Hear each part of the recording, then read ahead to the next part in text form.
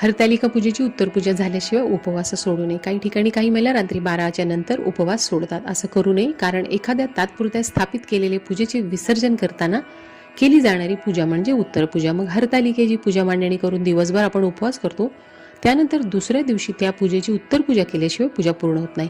म्हणून दुसऱ्या दिवशी सकाळी उठून अंघोळ झाल्यानंतर पूजेसमोर दिवा लावा, उदबत्ती लावा, पांढरं फूल असेल तर वाहा आणि नैवेद्यामध्ये दही आणि भात मिक्स करून त्याचा नैवेद्य तुम्हाला या हरतालिकेच्या पूजेला दाखवायचा आहे। हातामध्ये पांढरे अक्षता घ्या आणि आपला सौभाग्य अखंड राहावं, वैवाहिक जीवनात सुख समृद्धी समाधान प्रेम राहावं म्हणून प्रार्थना करा आणि अक्षता वाहा। त्यानंतर उपवास सोडा आणि उपवास सोडताना पहिला घास या दही भाताचाच तुम्हाला खाऊन उपवास सोडायचा आहे। महादेवांना दही भात अतिप्रिय आहे आणि आपण नैवेद्य म्हणून हा दही भात ठेवला आहे, म्हणून उपवास सोडताना पहिला घास दही भाताचा खावा आणि उपवास सोडा। आणि असेच माहितीचे व्हिडिओ पाहण्यासाठी माझ्या चॅनलला सबस्क्राईब करायला विसरू नका।